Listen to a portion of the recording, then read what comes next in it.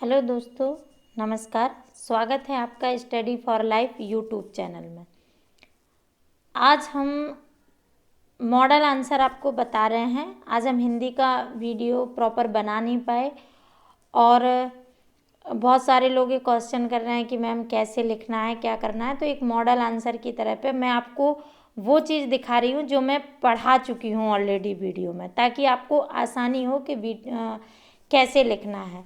तो हम आपको बताने वाले हैं कृष्ण काव्यधारा की विशेषताएं। ये हम आपको पढ़ा चुके हैं। आपको भूमिका कैसे लिखनी है, कितनी बड़ी लिखनी है, तो देखिएगा और ये ध्यान दीजिएगा कि जब हमने पढ़ाया था तो क्या ये सब चीज़ें बताई थी या नहीं।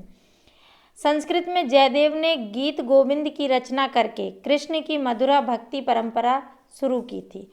कृष्ण भक्ति प्रचार में वल्लभाचार्य के शुद्धाद्वैतवाद दर्शन तथा पुष्टि मार्ग का बड़ा योगदान रहा है। मैंने आपको इनका पुष्टि मार्ग और ये बताया था। इनके प्रमुख शिष्य थे सूरदास जी, जो इस शाखा के प्रतिनिधि कवि भी हैं। मीरा तथा रसखान संप्रदाय निरपेक्ष कृष्ण भक्त कवि हैं, जो इसी काल से संबंधित हैं। यह काव्यधारा लोक रंजन की दृष्टि से अत्यंत महत्वपूर्ण मानी जाती है। किसी न किसी रूप में कृष्ण संबंधी कविताएं रीतिकाल तथा आधुनिक काल में लिखी जाती रही हैं। इस दृष्टि से बिहारी पद्माकर, हरिऔध रत्नाकर, मैथिली शरण गुप्त तथा धर्मवीर भारती के काव्य महत्वपूर्ण है। मैं ये सब आपको वीडियो में समझा चुकी हूँ, जिसमें कृष्ण काव्यधारा की विशेषताएं बताई थी। अब मैं सिर्फ आपको एक मॉडल आंसर दे रही हूँ, इसमें मैं बहुत समझाऊंगी नहीं, सिर्फ आप देख लीजिए कि मॉडल आंसर कैसे लिखना है। ये आपकी भूमिका हो गई। मैंने बताया था कि भाव पक्ष और शिल्प पक्ष दो तरह से विशेषताएं लिखनी है। भाव पक्ष का ही मतलब संवेदना होता है। संवेदना में हमने हेडिंग बताई थी शुद्धाद्वैतवाद तथा पुष्टि मार्ग का प्रभाव। आप देख लीजिएगा, उसमें मैंने समझाया है, इसमें मैं सिर्फ दिखा रही हूँ कि किस तरह लिखना है। कृष्ण भक्त कवि शंकराचार्य के अद्वैतवाद और निर्गुण ब्रह्म का खंडन करते हैं और वल्लभाचार्य के शुद्धाद्वैतवाद को दार्शनिक आधार बनाकर विष्णु के अवतार और सगुण ईश्वर कृष्ण को आराध्य मानते हैं। हमने भी उस दिन भी हमने यही सब समझाया था। जैसे उनकी गोपियाँ पूछती हैं, निर्गुण कौन देश को बासी। आगे अगली हेडिंग थी लीला में अखंड विश्वास, वात्सल्य का विशद चित्रण, प्रेम की विराट कल्पना, भ्रमर गीत में मौलिक उद्भावनाएं, युग जीवन से कम संबंध या युग जीवन से कटा हुआ, नारी मुक्ति की प्रस्तावना। यही हेडिंग उस दिन हमने डिस्क्राइब की थी सब। प्रकृति के साथ रागात्मक संबंध। अब ये आ जाता है शिल्प पक्ष। कुछ लोग कमेंट्स में पूछ रहे हैं मैम शिल्प पक्ष में कम लिखना है क्या, उसमें ज़्यादा लिखना है। तो वो विस्तार की थोड़ी चीज़ें होती हैं, उसमें आप विस्तार देंगे, उसमें आप समझाएंगे कि कैसा, भावनाएं ज़्यादा होती हैं ना।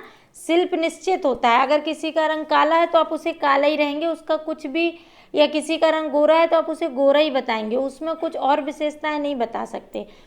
तो इसमें जैसे काव्य रूप में आप लिख देंगे कृष्ण काव्यधारा का काव्य प्रेम की गहन अनुभूति का काव्य है। प्रायः मुक्तक के रूप में रचनाएं हैं, कुछ प्रबंधात्मक भी हैं। उदाहरण दे दीजिएगा जैसे भ्रमर गीत। अब एक देखिए भाषा, जैसे भाषा में मैंने नोट्स में या आपको समझाते वक्त भी जैसे सिर्फ ब्रज भाषा लिख दिया, तो आप जब आंसर लिखिएगा तो सिर्फ ब्रज भाषा मत लिखिएगा, आप लिखिएगा कि भाषा, कृष्ण भक्त कवियों की भाषा ब्रज भाषा है और उस समय अधिकतर जो काव्य लिखा जा रहा था वो ब्रज भाषा में ही लिखा जा रहा था, इतना बता दीजिएगा। छंद विभिन्न, कृष्ण काव्यधारा में विभिन्न प्रकार के छंदों का प्रयोग किया गया है, जैसे दोहा, कवित्त, सवैया आदि।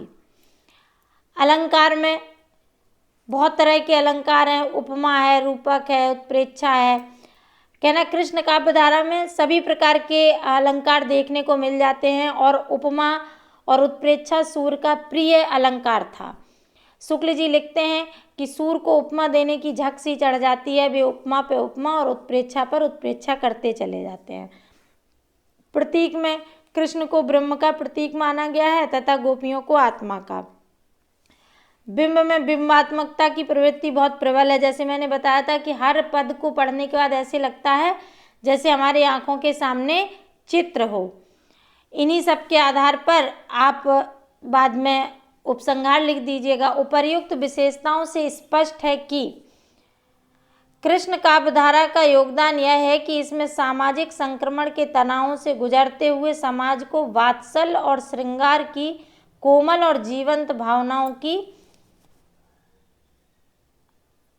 मस्ती में डुबोकर जीवन को सरस बना दिया है।